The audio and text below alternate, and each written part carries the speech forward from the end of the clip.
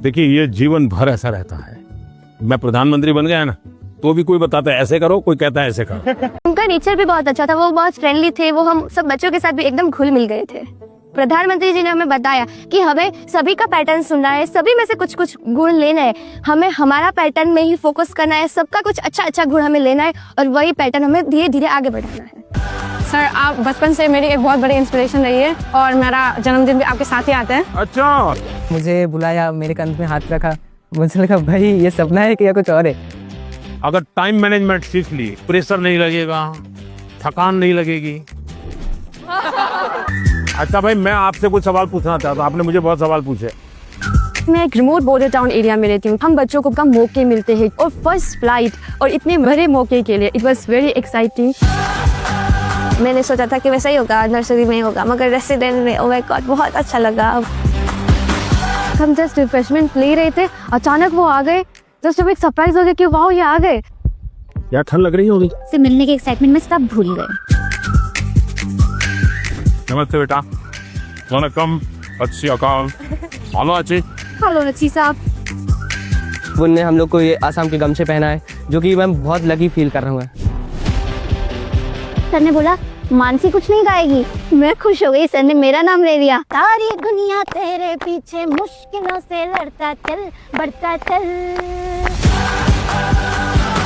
तो उस समय हम कंफ्यूज हो जाते हैं कि कौन सा पैटर्न सही है। मैं प्रधानमंत्री बन गया ना तो भी कोई बताता है ऐसे करो, कोई कहता है ऐसे करो। सर आप बचपन से मेरी एक बहुत बड़ी इंस्पिरेशन रही है और मेरा जन्मदिन भी आपके साथ ही आता है। अच्छा, सर ये बहुत स्पेशल मोमेंट है जो हम आपसे मिल रहे हैं। स्कूल जैसा मत कीजिए, इसके यहाँ स्कूल नहीं है। आइए। मुझे बुलाया, मेरे कंध में हाथ रखा, मुझे लगा भाई ये सपना है कि या कुछ और है। अगर टाइम मैनेजमेंट सीख ली, प्रेशर नहीं लगेगा, थकान नहीं लगेगी।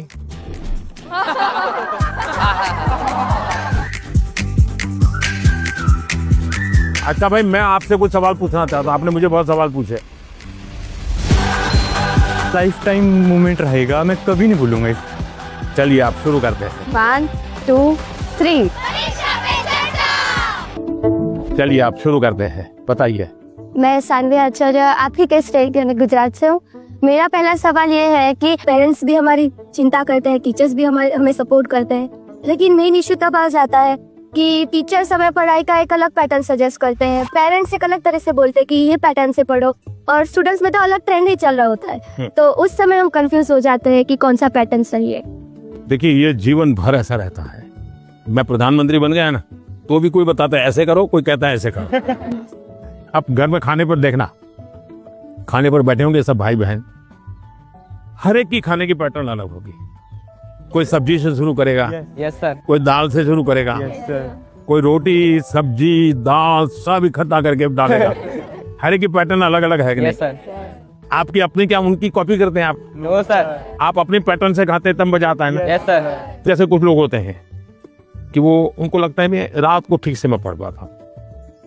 कुछ लोगों को लगता है सुबह 4 बजे उठ करके पढ़ूंगा। हर एक अपनी पैटर्न होती है। Yes sir. लेकिन कुछ लोगों की बेईमानी होती है।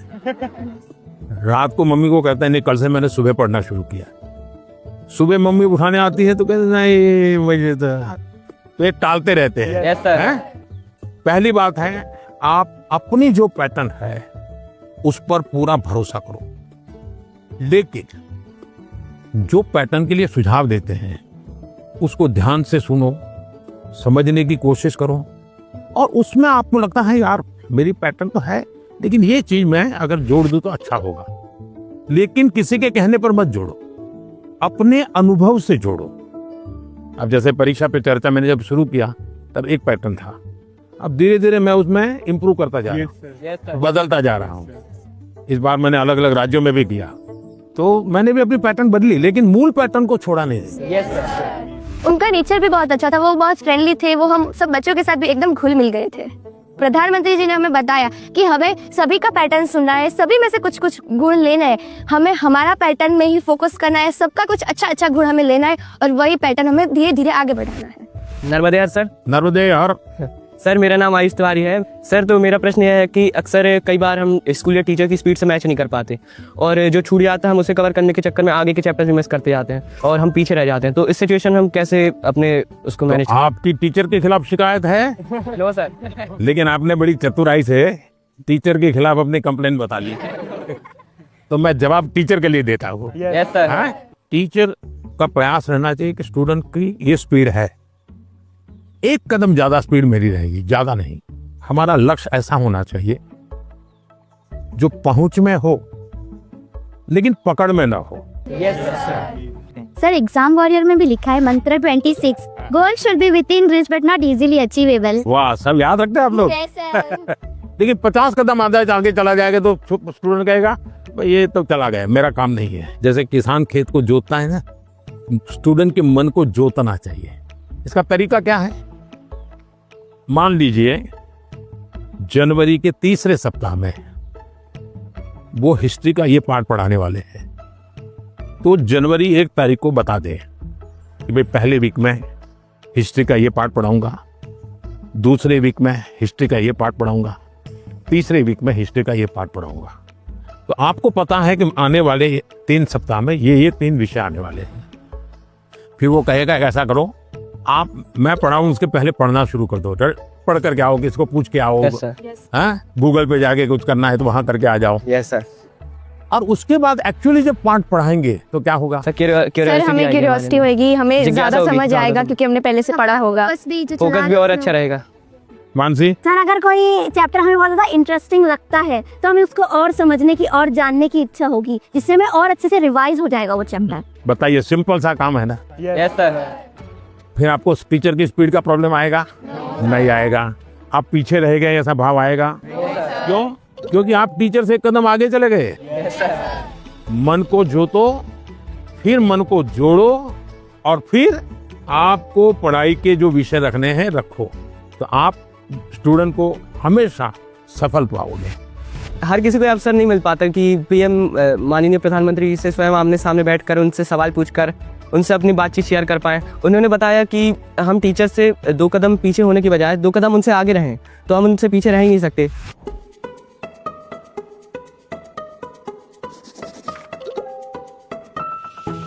नमस्ते हाँ, नमस्ते। सर, मैं श्रेया प्रधान हूँ सिक्किम से। सो एक सेल्फ कंपोज सॉन्ग है, सो ये 3 लैंग्वेजेस में लिखा हुआ है, अरे वाह, हिंदी, नेपाली और बंगाली में। सो ये देशभक्ति का वैसा वाला सॉन्ग है। इसका टाइटल मैंने रखा है हमारा भारत भूमि। तो आपको कविता लिखने का शौक है? Yes sir. सो कविता, सो मैं वो नेचर के बारे में लिखती हूँ ज्यादातर। अच्छा, नेचर के विषय में। भानु जयंती ने भी लिखा था 1-2 बार। Yes sir. चलिए सुनाइए। हमारा भारत भूमि है, ऋषियों का ये देश है। हमारा भारत भूमि है, ऋषियों का ये देश है। अनेकता में एकता, शांति का परिवेश है। अनेकता में एकता, शांति का परिवेश है। देवी देवता को प्रिय वासियों, मानवता मौला एक उठानियो। शाबाश, बहुत सुंदर, बहुत सुंदर। देश की एकता की बात बताइए, एक भारत श्रेष्ठ भारत। मानसी, तुम्हें तो आता होगा मेरा कुछ गाना? Yes sir. कौन सा मैं गाओगी, भी गाना बताओ। सुनाना चाहती हूँ। हाँ, सुनाओ। सर ये गाना मेरी मदर ने लिखा है और ये गाना जो है ये स्टूडेंट्स को डेडिकेटेड है। अच्छा, सुनाओ। बढ़ता चल तू, बढ़ता चल, करता चल, कुछ करता चल। सारी दुनिया तेरे पीछे मुश्किलों से लड़ता चल। सारी दुनिया तेरे पीछे मुश्किलों से लड़ता चल। बढ़ता चल तू, आगे बढ़ता चल। वाह, शानदार। आपकी माता जी को मेरी बधाई दे देना। Sir thank you sir. बहुत इंस्पायरिंग लिखा है माँ ने। सर मेरा यूट्यूब चैनल और फेसबुक पेज और इंस्टाग्राम भी है। अच्छा। यस सर, मेरे फेसबुक पेज में फॉलोअर्स हैं 1.5 लाख। 1.5 लाख? बहुत ज़्यादा मज़ा आया और मेरे लिए ये बहुत ज़्यादा बड़ी और गर्व की बात है कि मैं उनसे मिली। आइए सब लोग बैठ जाइए। अच्छा, मैंने आज आपका स्वागत आपका किया। ये असमी वो गमोशा कहते हैं। ये सबसे बड़ी चीज है, ये मेरी सबसे प्रिय चीज है। उसकी रचना बहुत अच्छी लगती है। दूसरा है ये असम का और खास करके नॉर्थ ईस्ट की विमेन एम्पावरमेंट का सिंबल है। ये घर में बनाते हैं और सचमुच में वहाँ की मातृशक्ति, नारी शक्ति कैसे काम करती है, तो एक प्रकार से मन को बड़ा आदर होता है, सम्मान होता है। तो मेरा मन कर गया इन बच्चों को मैं आज असम का गमोसा दूंगा। Thank you sir. मेरा नाम सभावत वेंकटेश है। हाँ वेंकटेश गारू बताइए। तो सर अभी मुझे है ना टेक्नोलॉजी और रोबोटिक्स में बहुत इंटरेस्ट है। तो आजकल कई बार आपने भी बोला था कि स्किल ज़्यादा ज़रूरी है, और बाहर भी लोग बोलते हैं मार्क्स ज़्यादा ज़रूरी है, स्किल ज़रूरी है, मार्क्स ज़्यादा ज़रूरी है। ऐसा ही सोच सोच के हमारे अंदर एक डर बैठ जाता है। तो आप बताइए कि स्किल ज़्यादा ज़रूरी है या फिर मार्क्स ज़्यादा ज़रूरी है? ये जो मन में रहता है ना कि इसका महत्व है कि उसका महत्व है, खाने का महत्व है कि सोने का महत्व है, पढ़ने का महत्व है कि खेलने का महत्व है, उसका एक कॉमन जवाब होता है, हर चीज में संतुलन होना चाहिए, बैलेंस होना चाहिए। एक तरफ झुकोगे तो गिरोगे कि नहीं गिरोगे? Yes sir. और सही बैलेंस करके रहोगे तो गिरोगे क्या कभी? तो ये सिंपल सी बात है। अब दूसरी बात है, स्किल में भी दो प्रकार के स्किल है। एक है लाइफ स्किल, दूसरा है प्रोफेशनल स्किल। उसमें भी कोई मुझे पूछेगा कि साहब लाइफ स्किल में ध्यान देना चाहिए कि प्रोफेशनल, मैं कहूंगा दोनों में देना चाहिए। अब मुझे बताइए, बिना अध्ययन किए, बिना ऑब्जर्वेशन किए, बिना ज्ञान प्रयुक्त किए कोई भी स्किल आ सकता है क्या? No sir. तो स्किल की शुरुआत तो ज्ञान से ही होती है। Yes sir. तो उसका महत्व कम नहीं है। मान लीजिए हम बहुत बढ़िया पढ़ लिए हैं, लेकिन एक बार अचानक माँ बाप को बाहर जाना हुआ, अब हमें भूखे मर रहे हैं, किचन में सब पढ़ाई, लेकिन पता ही नहीं कैसे करूं, क्या करूं, कि डब्बे में क्या है, कैसे निकालूं। क्यों? हमने कभी ध्यान ही नहीं दिया।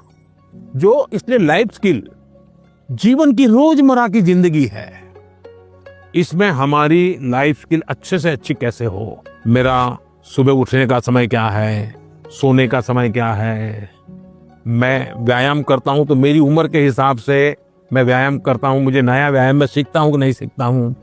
मैं किसी को मिलने जाता हूं तो मुझे बातचीत करना कॉन्फिडेंस से आता है कि नहीं आता है। मुझे रेलवे स्टेशन पे गया और मुझे मालूम ही नहीं है भाई टिकट कहाँ से लेना, तो मैं 10 लोगों को पूछता हूँ भाई टिकट कहाँ से लेता हूँ। तो लाइफ स्किल जो है वो हमने आत्मसात करनी ही करनी चाहिए। अब दूसरा विषय है प्रोफेशनल स्किल। आप मानो डॉक्टर बनने वाले हैं, तो डॉक्टरी की स्किल आपकी एकदम से अपडेट होनी चाहिए। ऐसा नहीं कि मैं नंबर 1 हो गया था यूनिवर्सिटी में और इसलिए मैं ऑपरेशन करूं या ना करूं चल जाएगा, ऐसा नहीं है। आपको अगर हार्ट स्पेशलिस्ट बनना है तो किताबें आपको हार्ट स्पेशलिस्ट बनने में मदद कर सकती है, हार्ट स्पेशलिस्ट नहीं बना सकती। हार्ट स्पेशलिस्ट तो आप तब बनेंगे जब एक्चुअली आप पेशेंट के साथ, उसके हर स्टेजेस के साथ जुड़ करके अपना स्किल डेवलप करोगे। अगर आपको वकील बनना है, आपको कॉन्स्टिट्यूशन की सारी धाराएं पता है, इस धारा में इतनी सजा होती है, इस धारा से ऐसे बेल मिलता है, सब मालूम है, लेकिन अगर आपको अदालत में जाकर के एक वकील के रूप में तैयार होना है तो किसी वकील का जूनियर बनना पड़ता है, प्रोफेशनल स्किल सीखनी पड़ती है, उसमें से आपको आगे आना होता है। और इसलिए लाइफ स्किल, उसमें कोई कॉम्प्रोमाइज नहीं है, 100% वो तो अचीव करना ही चाहिए। प्रोफेशनल स्किल, जिस प्रोफेशन में इंटरेस्ट है, इसमें लगातार नया करते जाना। अब उसमें भी पहले हार्ट के पेशेंट को इतनी टेक्नोलॉजी नहीं थी, आज टेक्नोलॉजी आ गई, तो आपकी उम्र भले 40 साल हो गई होगी, लेकिन आपको टेक्नोलॉजी पढ़नी पड़ेगी। तो शिक्षा और स्किल एक दूसरे के जुड़वा भाई बहन है, वो तो अलग नहीं है, लेकिन स्किल जीवन में बहुत अनिवार्य है। मैं एक बहुत गरीब फैमिली से बिलोंग करता हूँ। फैमिली भी प्राउड फील कर रही है कि मेरा बेटा गया है। तो एक्साइटमेंट बढ़ गई थी उनसे बात करने के लिए, तो हमें ऐसा चांस मिला कि हम बात कर सकते हैं उनसे।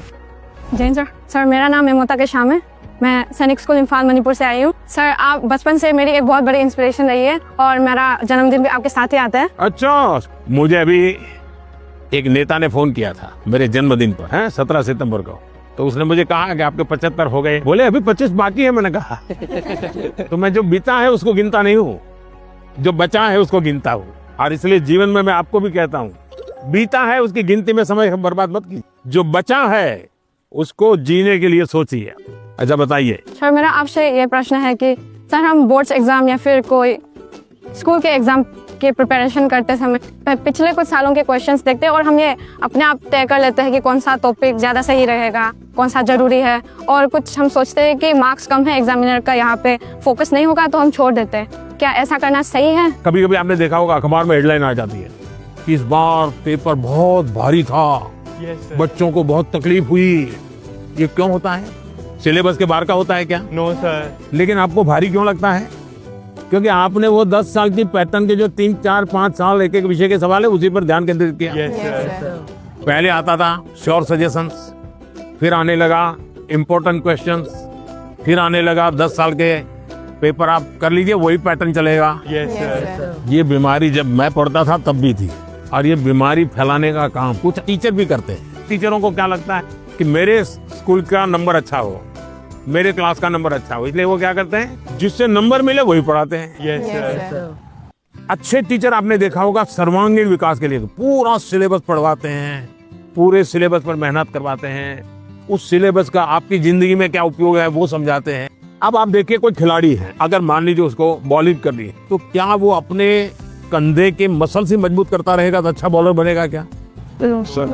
उसको और क्या क्या करना पड़ेगा? एक्सरसाइज करनी पड़ेगी, योगा करना पड़ेगा, एक्सरसाइज करनी पड़ेगी, पूरे शरीर को मजबूत करना पड़ेगा, उसको मन को भी मजबूत करना पड़ेगा। Yes sir. उसको अपना खाने की पद्धति को भी उसके अनुकूल बनाना पड़ेगा। Yes sir. उसको नींद भी उस प्रकार से लेनी पड़ेगी। करता क्या है? बॉल फेंकता है, लेकिन पूरे शरीर को तैयार करता है कि नहीं करता है? Yes sir. शरीर का एक अंग भी वीक रह गया, बॉलिंग अच्छी करता है, कंधा बहुत अच्छा है, स्पीड सब अच्छी है, लेकिन पैर ठीक नहीं काम कर रहा है, तो बॉलिंग कर पाएगा क्या? No sir. जैसे एक प्लेयर को अपने गोल को पाने के लिए खेल में मास्टरी पानी है तो भी उसको संपूर्ण शरीर की चिंता करनी पड़ती है, वैसे ही हम जिंदगी परीक्षा के लिए नहीं है, हमारे जीवन को बनाने के लिए शिक्षा एक माध्यम है। और हम शिक्षा सही करते हैं, गलत करते हैं तो बार बार हम अपने एग्जाम करते हैं। तो ये जो एग्जाम है वो हमें अपने आप को एग्जामिन करने के लिए एग्जाम है। अल्टीमेट गोल एग्जाम के नंबर नहीं हो सकता है, अल्टीमेट गोल संपूर्ण जीवन के विकास का होना चाहिए। और इसलिए ये जो पैटर्न हम 10 क्वेश्चन कर लें, ये कर लें, हमने अपने आप को सीमित नहीं करना चाहिए। इसका मतलब ये नहीं कि ये भी नहीं करना, ये भी करना चाहिए, लेकिन उसको अगर 10% देते हैं तो 90% और करना चाहिए। तो मेरा तो सभी विद्यार्थियों से आग्रह है कि आप जिंदगी सबसे ज्यादा उत्तम बने, जीवन अपना श्रेष्ठ बने, अपना पूरा जीवन शानदार रहे, उसके लिए जीवन को तैयार करना है। और शिक्षा एक माध्यम है, उस माध्यम के रूप में उसको करना चाहिए। ठीक है? सर मैं आपसे ये क्वेश्चन पूछना चाहती हूँ कि जिस सब्जेक्ट में मुझे ज़्यादा मेहनत करने की ज़रूरत है उसका फोकस ना करके प्री बोर्ड में कैसे बेहतर परफॉर्म करने के लिए उसका भी प्रेशर होता है, हम कैसे अपनी पढ़ाई में संतुलन बनाए? ये सबके लिए चिंता का विषय है। पहले क्वार्टर में कुछ विषयों में अच्छा करते हैं, दूसरे क्वार्टर में कुछ विषयों में अच्छा करते हैं, और फिर हमको लगता है तब क्या करूं, मैं ये करूं कि वो करूं। हमें भीतर के विद्यार्थी को हमेशा चैतन्य युक्त रखना चाहिए। शिक्षा ये मजबूरी नहीं होनी चाहिए, शिक्षा ये बोझ नहीं होना चाहिए, हमारा टोटल इन्वॉल्वमेंट चाहिए, टोटल इन्वॉल्वमेंट। अगर टोटल इन्वॉल्वमेंट नहीं है तो फिर आधी अधूरी शिक्षा वो जीवन को कहीं सफल नहीं बनाने देती। ये जो बीमारी आ गई है, मार्क्स मार्क्स मार्क्स, मुझे बता दीजिए जो पिछले साल बोर्ड में 1 से 10 नंबर जो लाए हैं, आपको किसी को नाम याद है क्या? बहुत मुश्किल से याद होगा जी। इतना ही नहीं, आप 1 महीने के बाद पूछोगे कि भाई ये अखबार में इनकी फोटो छपी थी, इनके नाम आए थे, वाहवाही हुई थी, फिर भी हम उतना उनको भी याद नहीं रखते। उस स्कूल के बच्चों को भी पता होगा कि उनके स्कूल में इतना नंबर आए थे। इसका मतलब इन सब चीजों का कितना महत्व है? कुछ समय के लिए याद, कुछ समय के लिए होता यस सर, यस। उससे ज्यादा तो होता नहीं है। और इसलिए हम अपने मन को नंबर मार्क्स उससे जोड़ने के बजाय मेरे जीवन कहां पहुंचा, और उसके लिए लगातार अपने आप को कसते रहना चाहिए, कसौटी करते रहे खुद की, क्लासरूम में नहीं, एग्जामिनेशन रूम में नहीं, खुद को कसते रहना चाहिए। मेरा आपसे ये प्रश्न है कि जैसे हम पढ़ाई करते हैं उस समय पे हमें इधर उधर के बहुत सारे ख्याल आते हैं तो हम फोकस नहीं कर पाते, तो उस समय पे अपने आप को शांत कैसे रखें, क्योंकि हम पढ़ तो लेते हैं लेकिन बहुत जल्दी भूल जाते हैं। अब जैसे आज यहाँ आप आए हैं, आज से 25 साल के बाद कोई आपको आज के इस कार्यक्रम के विषय में को पूछेगा तो क्या होगा? भूल जाएंगे कि याद रहेगा? सर ये बहुत यादगार रहेगा। सर ये बहुत स्पेशल मोमेंट है जो हम आपसे मिल रहे हैं। नहीं, स्पेशल ऐसा नहीं है, आप स्वयं इन्वॉल्व है कि भाई हम घर से जब निकले होंगे ना तब दिमाग में दिल्ली, पीएम के घर, यानी घर में भी फोन कर भी किया होगा तो ये नहीं क्या होगा ठंड कितनी है ना, अब अरे कल जा रहा हूँ, सुबह जाना है। इसका मतलब आप पूरी तरह इसमें इन्वॉल्व है कि नहीं है? Yes sir. इसी के कारण आपको 20 साल 25 साल के बाद भी यहाँ की हर चीज याद रहेगी। Yes sir. दूसरा, याद तब रहता है जब आप मौका देख करके दोस्तों से शेयर करते हो। आप अपने क्लास में अपने से जो कम होशियार जो स्टूडेंट है ऐसे एक दो को दोस्त बनाए और फिर उसको कहोगे मैं तुम्हें सिखाता। अपने से ऊपर का जो स्टूडेंट है हमसे ज्यादा होशियार है उसको कहो 5-10 मिनट मेरे साथ बैठो, मुझे बताओ मैं ये सोच रहा हूँ ठीक है क्या, तुम करेक्ट करो, तो हमें डबल फायदा होगा। Yes sir. जब हम उनका भी ओपिनियन लेते हैं हाँ। फिर हमें और थॉट्स आते हैं कि इसमें और क्या हो सकता है। तो इससे फायदा होता है, जी सर। नए नए आइडिया आते हैं, जी सर। तो आपका मन एकदम खुल जाता। जब मैंने उनसे क्वेश्चन पूछा, मैंने डायरेक्ट इंटरेक्ट किया उनसे और उन्होंने मुझे सेटिस्फैक्ट्री आंसर दिया, तब ऐसा लग रहा था कि we are living our dream, क्योंकि यहाँ आना सबके उसमें नहीं रहता, सबकी किस्मत में नहीं रहता। So I am feeling that I am very fortunate. सत श्री अकाल। सत श्री अकाल। मेरा नाम एकम कौर है, मैं पंजाब से आई और मेरा आपसे ये प्रश्न है कि जो 12वीं कक्षा के स्टूडेंट्स होते हैं वो अपने बोर्ड्स के एग्जाम के साथ जो कंपटीशन एग्जाम्स होते हैं उसकी भी तैयारी करते हैं, क्या ये सही है? क्योंकि उन दोनों एग्जाम्स के जो एग्जामिनेशन पैटर्न होता है वो बहुत अलग होता है और वो एग्जाम्स आते भी सेम टाइम पे हैं। ये चिंता आपकी सही है। एक ही समय में दो मान लीजिए क्रिकेट का खेल खेल रहा है, उसी समय उसको फुटबॉल का भी मैच में जाना है तो उसको लगता है कि मैं क्रिकेट के लिए मेहनत करूं कि फुटबॉल के लिए। Yes sir. मेरा आग्रह रहेगा तो आपको पहली प्रायोरिटी 12th को देनी पड़ेगी। लेकिन अगर हमने एक विद्यार्थी के रूप में जो मेरे उम्र से मेरे क्लास से जुड़े हुए सिलेबस को आत्मसात किया है तो कॉम्पिटिटिव एग्जाम उसके लिए अलग मेहनत नहीं करनी पड़ेगी। Yes sir. ये बाय प्रोडक्ट होगा। कुछ माँ बाप को क्या रहता है इस उम्र से पहले ये हो जाना चाहिए। Yes sir. तो मैं माँ बाप से कहूंगा उनकी क्षमता, योग्यता, रुचि के अनुसार कि बच्चों को खिलने दो। सर मेरा एक आपसे क्वेश्चन था। हाँ। मुझे सर गेमिंग में बहुत इंटरेस्ट है। हाँ। लेकिन मेरी सोसाइटी बोलती है कि सब गेमिंग वगैरह छोड़ो और पढ़ाई में ध्यान दो, लेकिन मुझे ऐसा लगता है कि मेरा फ्यूचर गेमिंग में करूँ।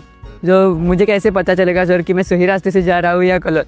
माँ बाप का नेचर कैसा होता है, पहले डांटते रहते मत करो मत करो मत यस सर। लेकिन फिर भी आप चुपचाप करते रहते और मान लीजिए आपने मेडल ले लिया तो क्या करेंगे? वो पूरे मोहल्ले में जाएंगे, देखिए मेरे बेटे ने किया, मेरे बेटे ने किया, मेरे बेटे ने किया। तो आपका सक्सेस उनका सम्मान बन जाता है। Yes sir. फिर वो आपके साथ जुड़ जाते हैं। Yes sir. भारत के अंदर इतनी कथा कहानियां, आप कभी सोचे हैं कि पंचतंत्र पर मैं गेम बनाऊं, मैं गेम क्रिएटर बनूं? और जैसा मानसी का अपना एक पेज है, आप भी अपना एक सोशल मीडिया प्रोफाइल बनाइए और आप 1 या 2 गेम खुद तैयार कीजिए और इन गेम को आप में ऐसे लॉन्च कीजिए, तो आपके घर के लोगों को लगेगा अरे देखो इतना छोटा है, 10,000 इसके फॉलोअर खेलते हैं, 20,000 खेलते हैं, तो घर के लोग फिर आइडिया देना शुरू करेंगे। देखो ये हनुमान जी वाली वो कथा है ना, तुम उस पर गेम बनाओ, देखो कैसे हैं। फिर कहेंगे अभिमन्यु वाली वो घटना है, गेम बनाओ कैसे अभिमन्यु बाहर निकलेगा। तो आपको नए नए आइडियाज आएंगे। और इसलिए गेमिंग में आपकी रुचि है, अच्छी चीज है, आप कभी भी संकोच मत कीजिए। लेकिन टाइम पास और डेटा सस्ता है भारत में, टेक्नोलॉजी बहुत महंगी नहीं है, तो बस लगे रहो। ऐसे ही मस्ती के लिए खेलना, ऐसा जो जुआ चलता है ना, या वो हमें देश में होने नहीं देना है। मैंने अभी कानून बनाया, जो जुआ खेलते हैं, गेम में पैसे लगाते हैं, वो बर्बादी है। Yes sir. उसको नहीं होने देना। लेकिन गेमिंग एक स्किल है और उसमें स्पीड भी होती है, बहुत स्पीड होती है। यस, आपकी इतनी अलर्टनेस है एक प्रकार से स्वयं के डेवलपमेंट के लिए भी वो एक अच्छा प्रकार है। लेकिन बेस्ट क्वालिटी की गेम ढूंढ करके अपनी एक्सपर्टाइज पाने का प्रयास करना चाहिए। करेंगे? Yes sir. पीएम के रेजिडेंस पे आके तो बहुत एक्साइटिंग चीज़ थी मेरे लिए। फ्रेंडली बात कर रहे थे, वो हमसे अच्छे से क्वेश्चन जान के ले रहे थे और हमारे को अच्छा वाला आंसर दे रहे थे। नमस्ते सर। सर हमें ना पहले एग्जाम से स्ट्रेस होता था, बहुत चिंता होती थी, और ये बुक पढ़ के हमने हमारी चिंता को भगा दिया है। इसी के लिए हमने सबने कोट लिखे हैं। I used to be scared of exam, but now it is my friend मैत्री in गुजराती। मतलब पहले तो था ना, मैं बाकी को देखने में डर लगता था कि भाई वो कैसे पढ़ा है, वो कैसे पढ़ा है। लेकिन एग्जाम वॉरियर पढ़ने के बाद याद आया कि मेरा टेक्निक जो है वो सबसे डिफरेंट है और मेरा टेक्निक मुझ में काम करेगा। Sir I used to be scared of discipline but not I don't have any fear. Sir मैंने लिखा है I used to be scared of time management but it is my friend now. Sir मैं बचपन से मतलब मुझे हमेशा घर वाले, स्कूल वाले, दोस्त, मतलब मैंने हमेशा टाइम मैनेजमेंट में ही स्ट्रगल किया है। मुझे हर कोई बोलता है हर काम जल्दी कर, तो टैलेंटेड है, तुझे आइडियाज आते हैं, बट तो टाइम पे नहीं करती है, वही तेरा सबसे बड़ा प्रॉब्लम है। तो सब मैंने एग्जाम वेरियर से सीखा है। मैं रोज सुबह जल्दी उठूंगी। मैं एक सिंपल और रास्ता बताता हूँ। रात को आप जब सो जाए ना, उसके पहले डायरी में लिखो कि कल मुझे जो बिल्कुल करने ही करने ऐसे कौन से काम, और दूसरा फिर आज जो लिखा है तो दूसरे दिन टैली करो हुआ कि नहीं हुआ, और टिक मार करो। कल मैंने लिखा था कि मैं आज 5 काम करूँ, लेकिन 3 ही किया तो टिक मार करो, 2 रह गए। फिर सोचो 2 कौन रह गए। मैंने दोस्तों के साथ फोन पे ज्यादा बात कर ली, एक टीवी सीरियल था तो मैं 30 मिनट उसमें लगा दिया। तो आपको खुद को लगेगा हाँ ये मैं समय बचा सकता।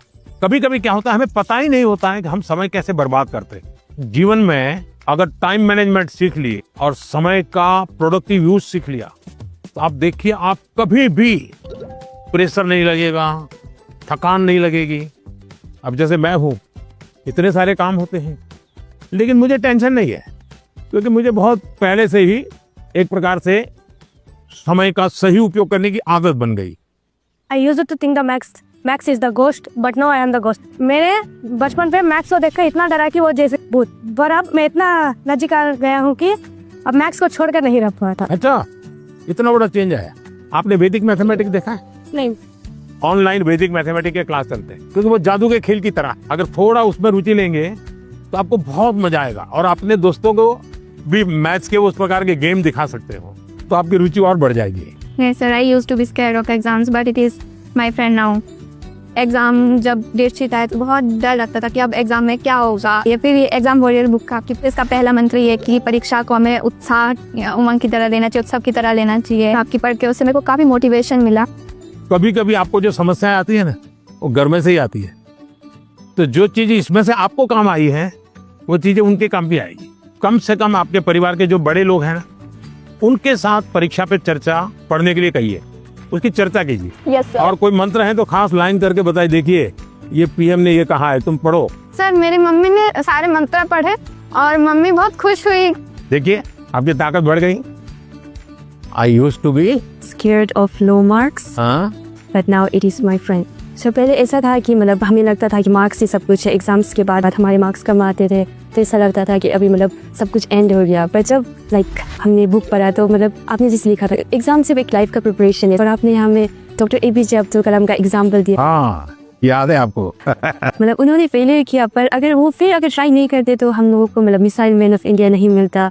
तो उसके बाद मुझे सीख मिला कि एग्जाम के मार्क्स कुछ नहीं है, मतलब अगर हम लोग फिर ट्राई करेंगे तो और अच्छा और बेहतर कर सकते। अच्छा, अभी तुम्हारा टेंशन कम हो गया तो कोई नई चीज सीखने का मन करता है? Yes sir. गाना सीखूं, बजाना सीखूं, ऐसा कोई नया विचार आता है? पेंटिंग सीखूं, यस सर। ऐसा समय मिला तो कर रही हो? हाँ सर, वो मतलब पोएम लिखता है। पोएम लिखता है? अच्छा, स्टार्ट करिएगा। हाँ। I used to be scared of presentations, but now it's one of my friend. जैसे आपकी तरफ है देखा है कि आप कितना जैसे वो कॉन्फिडेंस है, और ये बुक भी मैं पढ़ा है। अभी मैं कॉन्फिडेंस में है, और ये परसिस्टेंस की जब मैं फेल करूँगा तो मैं क्विट नहीं करूँगा, मैं फिर से तैयार करूँगा। तो मैं अभी जैसे आगे में मैं ये प्रेजेंटेशन कर सकता है। अभी हिम्मत आ गया। इसलिए सब मान लीजिए फुटपाथ पर गरीब महिलाएं सामान बेच रही हैं और इतने में कोई झगड़ा हो गया, तो वो गरीब महिला जिसने कभी टीवी को जवाब नहीं दिया, आपने देखा होगा वो कितना बढ़िया इंटरव्यू देती है। कैसे हुआ, क्या हुआ, कैसे हुआ, कारण क्या है? जो चीज उसने अपने अनुभव में आंखों के सामने देखा, लाग लपेट नहीं, झूठ बोलना नहीं है, तो एकदम से सरलता से वो बता देती है। ये कॉन्फिडेंस कहां से आया? सच्चाई के कारण आया। आपका भी कॉन्फिडेंस कैसे आया? उस सच्चाई से आया कि जो मैं कर रहा हूं, मैंने जो किया है, मैं जो कह रहा हूं, मैं सही कर रहा हूं। मैं डरती थी कि पेपर देते टाइम मैं घबरा ना जाऊं, स्पेशली लिटरेचर में देखती थी ना लेंदी, उसी में घबरा जाती थी बुक पढ़ने के बाद। अब मुझे लगा नाउ आई कैन, अब मैं नहीं घबराऊंगी, अब मुझे प्रैक्टिस करना है, लिख लिख के और प्रैक्टिस करूंगी ताकि मैं घबराऊं ना इतना लेंदी पेपर, और मैं ज़्यादा स्पीड से और तेज़ी से लिखने की कोशिश करूंगी। मैं अपना हैंड राइटिंग सब कुछ इम्प्रूव करूंगी। वो एकदम कॉन्फिडेंस आ गया। अभी देखती हो बाद में तो गलती नहीं पकड़ में आती। बिल्कुल नहीं, क्योंकि मुझे पता चल गया ना कि मुझे क्या प्रॉब्लम है। मैं घबरा जाती थी एक्चुअली पेपर देख के, लेकिन अब नहीं। देखिए, ये सही चीज पकड़ा है। सचमुच में हम वीक नहीं है, हम हड़बड़ी में सब गलती कर देते हैं। कुछ टेक्निक काम आती है। मान लीजिए ऐसा पेपर है ना, चुपचाप 30 सेकंड ऐसे बैठिए और एकदम गहरी सांस लीजिए। सांस ऐसे लीजिए एकदम सीना फूल जाए, इतना जितना भर सकते हैं भरिए, और फिर धीरे से उसके सांस को निकालिए। आपका मन एकदम से अलग हो जाएगा। फिर उसकी ओर देखिए तो आपको नई चीज हाथ लग जाएगी, सही चीज हाथ लग जाएगी। नहीं आता है इसलिए गलती होना अलग बात है, लेकिन आता है और गलती होगा ऐसा कभी नहीं होगा।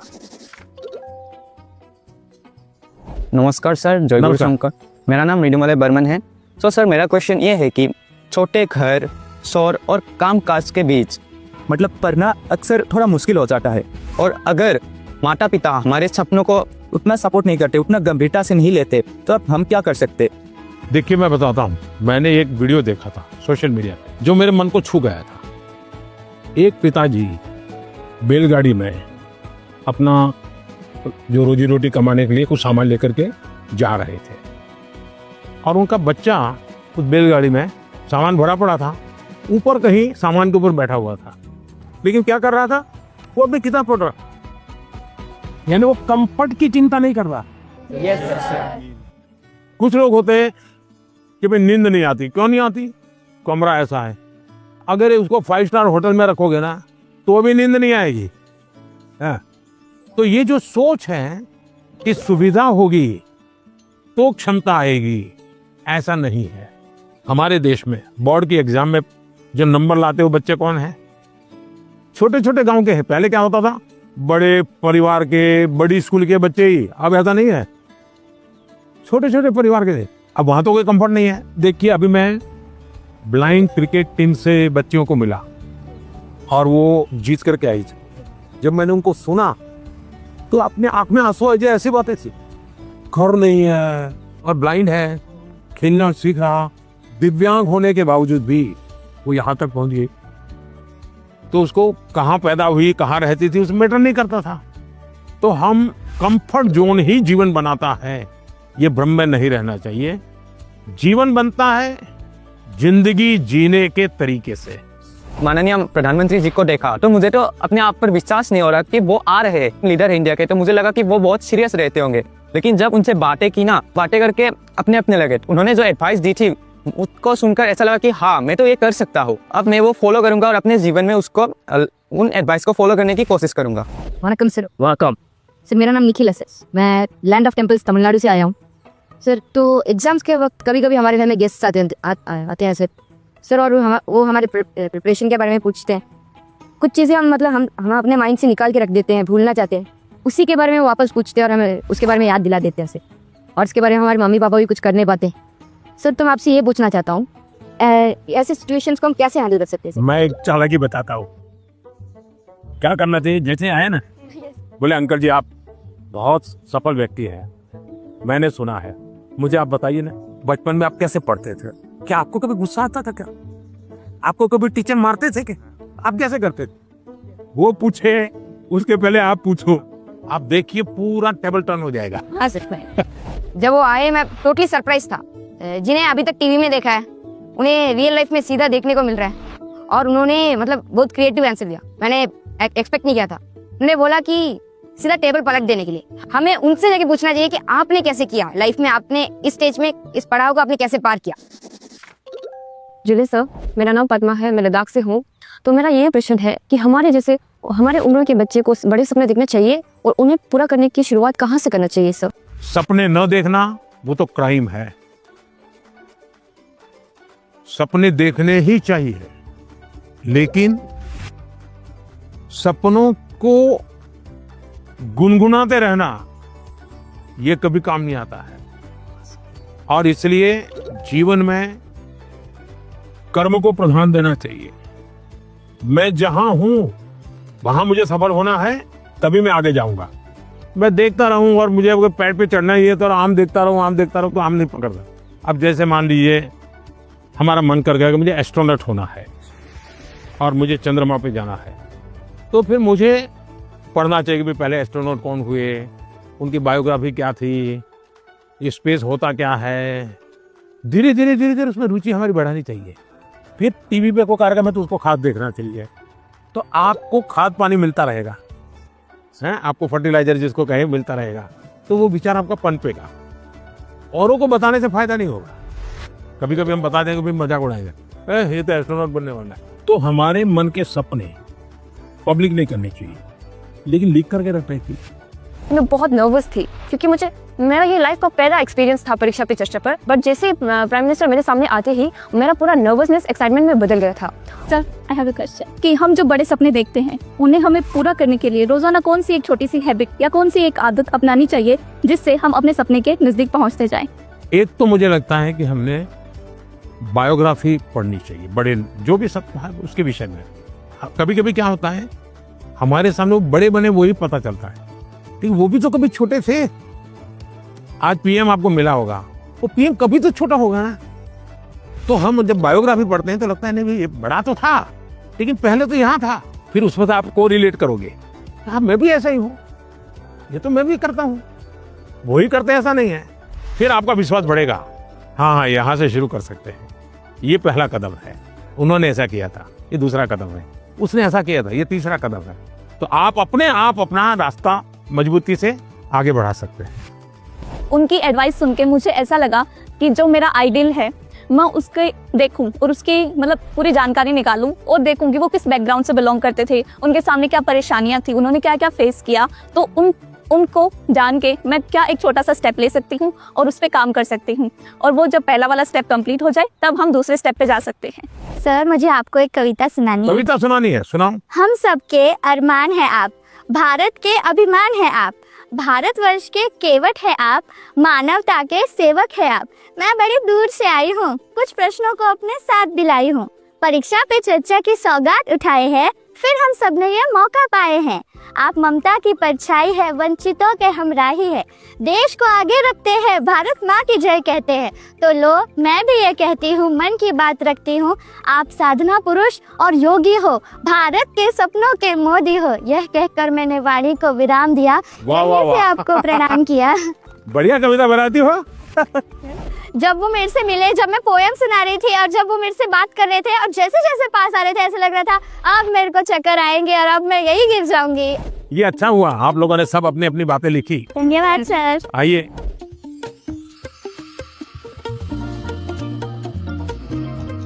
अच्छा भाई मैं आपसे कुछ सवाल पूछना चाहता हूँ, आपने मुझे बहुत सवाल पूछे। ये जो हिंदुस्तान में जो मैं विकसित भारत की बात करता हूँ, कौन सी साल बताता हूँ मैं विकसित भारत के लिए? 2047। यस सर, क्यों बताता हूँ? कि ये 100 साल की एक सेंचुरी का गोल है। आजादी को 100 साल हो, जब भारत की आजादी के 100 साल होंगे तब आपकी एज कितनी होगी? 39 39 ये 39 40 35 45 ये जो एज होगी वो कितनी महत्वपूर्ण उम्र होगी आपकी, कितनी सारी चीजें आपके सामने तैयार होगी। तो ये सब मेहनत किसके लिए कर रहा हूँ? हमारे लिए। अब हम सबने करनी चाहिए कि नहीं करनी चाहिए? Yes sir. अब देखिए महात्मा गांधी जी ने 1915 में वो वापस आए अफ्रीका से और आजादी का आंदोलन चलाया। तो 15 से 47 तक आजादी आजादी लगे रहे कि नहीं लगे रहे? Yes sir. आजादी आई कि नहीं आई? Yes sir. भगत सिंह जी फांसी के तख्त पर चढ़ गए, यस सर। छोटी आयु में चढ़ गए, लेकिन आजादी का सपना बो करके गए कि नहीं गए? Yes sir. हर दिलों में हर नौजवान को आजादी के लिए जीने के लिए सिखाया कि नहीं सिखाया? Yes sir. अगर आजादी के 25 साल पहले, आजादी के 30 साल पहले जो सपना देखा गया, उन सपनों के लिए जो उन्होंने कष्ट सहन किए, त्याग किया, बलिदान किया, आजादी मिली कि ना मिली?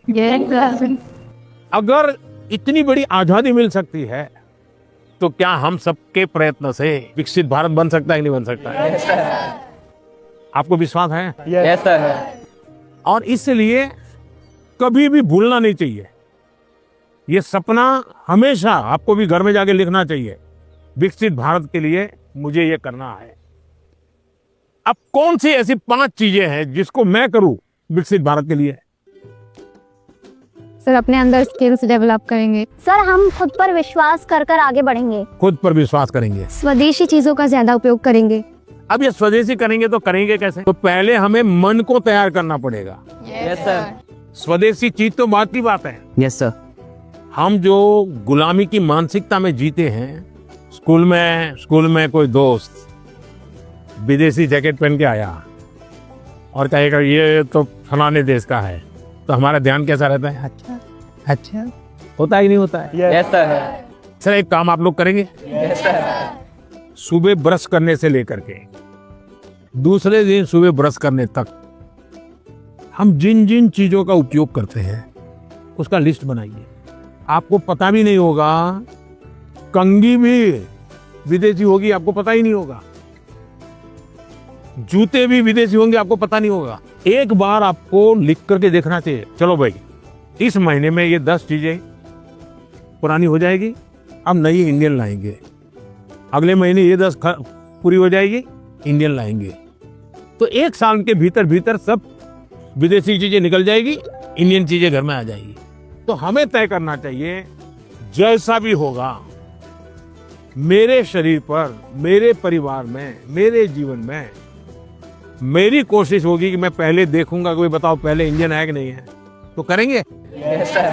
अगर हम ही हमारे देश की चीजों का गौरव नहीं करेंगे तो दुनिया करेगी क्या? अब जैसे हम लोग लेट हो जाते हैं तो क्या बोलते हैं? हम बोलते हैं ये तो इंडियन टाइम है, बोलते हैं कि नहीं बोलते हैं? Yes sir. मतलब हम लेट हुए, कार्यक्रम हमने देर से शुरू किया और गाली किसको दी? इंडिया को। दूसरा है कर्तव्य का पालन। पहले अपना जीने के तरीका बदलो। अब पहले शुरुआत करो स्वच्छता से। हम गंदगी नहीं करेंगे। हम दुनिया में कई देश का चित्र देखते हो साफ सुथरा दिखता है। Yes sir. ये साफ सुथरा क्यों है? सफाई करने वाले कारण साफ सुथरा है कि लोगों ने गंदगी नहीं की इसलिए साफ सुथरा है? लोगों ने गंदगी नहीं की। तो हमें अगर विकसित भारत बनाना है तो हम तय करें हम गंदगी नहीं करेंगे और हम स्वच्छता के विषय में परिवार में, बाहर, मोहल्ले में, सब जगह पे जरा भी कॉम्प्रोमाइज नहीं करेंगे। किसी ने फेंक दिया तो उसके साथ झगड़ा नहीं करेंगे, उठाकर ले लेंगे हम और हम उस कूड़े का तो देखेगा, वो शर्मिंदगी महसूस करेगा। Yes sir. कि मेरा कचरा इसने हाँ। उठाया। और इसलिए हमने जो नागरिक का कर्तव्य है उसका पालन करना चाहिए। हमारा हेल्दी रहना भी एक प्रकार से कर्तव्य है। Yes sir. तो हमें अपने कर्तव्यों का पालन अगर इतना भी कर ले तो दुनिया की कोई ताकत भारत को विकसित भारत बनाने से रोक नहीं सकती है। और आप जब 35-40 साल के होंगे उसका सबसे ज्यादा मजा लेने का मौका आपको मिलेगा। Yes sir. अब मुझे बताइए, जिसका फल आपको मिलने वाला है वो काम आपको करना चाहिए नहीं करना चाहिए? Yes sir. ज्यादा से ज्यादा आपको करना चाहिए नहीं करना चाहिए? Yes sir. चलिए, और मैं एक सवाल पूछता हूँ। आप उस पीढ़ी में हैं, आपके पास इतना खुला आसमान है, इतना बड़ा कैनवास है, आपको ध्यान में आता है कि ऐसी कौन सी चीजें आज हम कर सकते हैं? आजकल सारा जमाना ही जैसे एआई का है, काफी चीजें एआई में होती हैं। देखिए, आप लोग भाग्यशाली हैं, आपको इतना टेक्नोलॉजी का अपॉर्चुनिटी मिला है जो मेरे जमाने में नहीं था। उसका सही उपयोग करना, ये विवेक बुद्धि हमको विकसित करनी होगी। एआई आपकी ताकत को बढ़ाने वाली होनी चाहिए। एआई का उपयोग कैसे करें? एक तो होता है कि मैं एआई को ये कहूं कि फलानी बायोग्राफी है, उसका मुझे मेन पॉइंट बता दो, तो एआई बता देगी 10 पॉइंट और मुझे लगा मुझे बहुत ज्ञान हो गया, गाड़ी चल जाएगी, दोस्तों के साथ भी गप्पे मारने हैं तो बड़े ठहाके से। आपने एआई का उपयोग किया, लेकिन इससे आपका लाभ हुआ क्या? नहीं हुआ। लेकिन अगर मैं एआई को पूछूं कि मेरी ये उम्र है, मेरी इन विषयों में रुचि है। आप मुझे बताइए कि कौन सी 10 अच्छी बायोग्राफी है जो मैं पढूं, तो एआई आपको ढूंढ करके 10 बायोग्राफी दिखाएगा। फिर बाजार में जाइए और उसमें से किताब खरीदिए, तो एआई आपको काम आई, यस सर, आपका डेवलपमेंट हुआ, आपको लाभ हुआ। मेरा फेवरेट पार्ट था कि उन्होंने जो एआई को लेकर बोला कि एआई तुम यूज़ करो, एआई की एक हेल्प है, बट वो हमें आगे भी हमें यूज़ कर सकते हैं, बट वो सीधा हमें हमारा गोल है वहाँ तक नहीं पहुँचा सकता। मैं भी ऐसे यूज़ करती हूँ टेक्नोलॉजी से रिलेटेड ऐप बनाना ऐसे, तो मुझे अच्छा लगा कि उन्होंने बोला कि एआई का इस तरीके से यूज़ करो ताकि हम सबके लिए अच्छे से यूज़फुल होए। सर मुझे बांसुरी सुनाना है आपको। मैं कर्नाटक शास्त्रीय संगीत अभ्यास कर रहा हूँ, बांसुरी। तो आज मैं एक संस्कृत का कॉम्पोजिशन बजा रहा हूँ। हाँ, सुनाओ सुनाओ।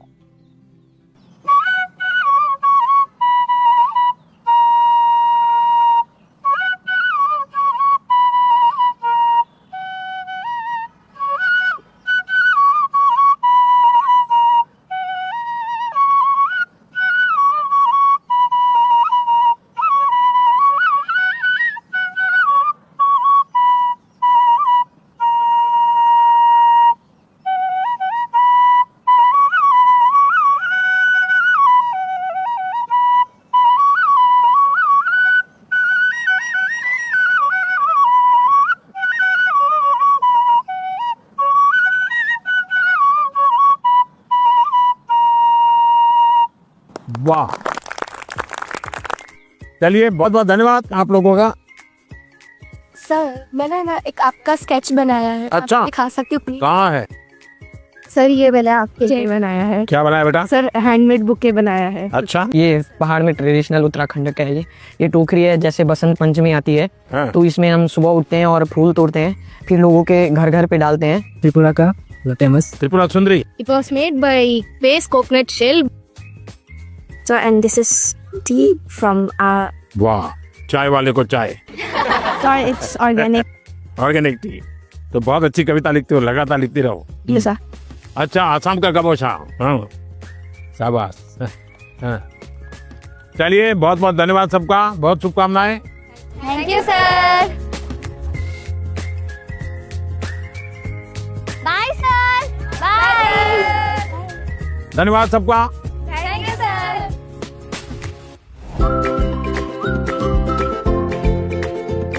बहुत सारे स्टूडेंट्स ने मुझे ये सजेशन भेजा था कि देश के अलग अलग हिस्सों में भी परीक्षा पे चर्चा होनी चाहिए। इस स्पेशल एपिसोड में आप यही देखने जा रहे हैं।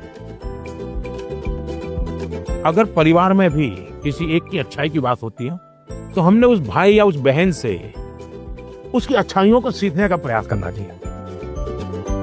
जो व्यक्ति बहुत बड़ा बन गया है, वो बड़ा बनने की इच्छा होना बुरा नहीं है, लेकिन वो बड़ा बना है कहीं से अपने को जोड़ो मत। शिक्षा की जीवन में भी जरूरत है, समाज जीवन में भी जरूरत है, लेकिन जिंदगी में खेल होना चाहिए, ये भी बहुत जरूरी है।